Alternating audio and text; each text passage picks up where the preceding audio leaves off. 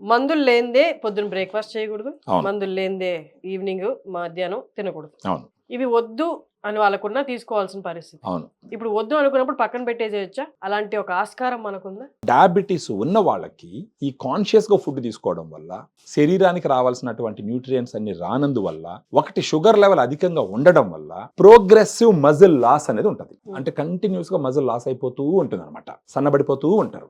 నాకు ఒక బాగా మజిల్ ఉంది, నా శరీరంలో గ్లూకోజ్ ఉంది, గుడ్ అమౌంట్ ఆఫ్ మజిల్ ఉంది కాబట్టి ఈ గ్లూకోజ్ ఆ మజిల్లోకి వెళ్తుంది, యూటిలైజ్ అవుతుంది, గ్లూకోజ్ లెవెల్ తగ్గుతుంది. ఇప్పుడు నాకు తక్కువ మజిల్స్ ఉన్నాయనుకోండి, ఈ గ్లూకోజ్ అంతా యూటిలైజ్ అవ్వదు, ఎందుకంటే అక్కడ మజిలే లేదు. ఈ ఎక్కడ వాడుతుంది? ఇది చక్కెర పోయి కణం లోపల పోతుంది. కణం అంటే ఏంటి?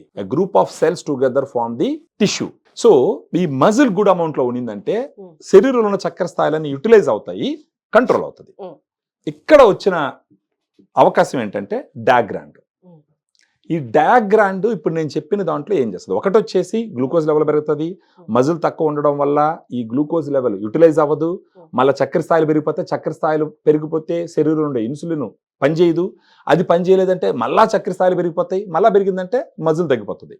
ఇది ఒక విషియస్ సైకిల్ అనమాట. దీన్ని బ్రేక్ చేయాలి. దాన్ని బ్రేక్ చేయడానికి పనికొచ్చేది డయాగ్రాండ్.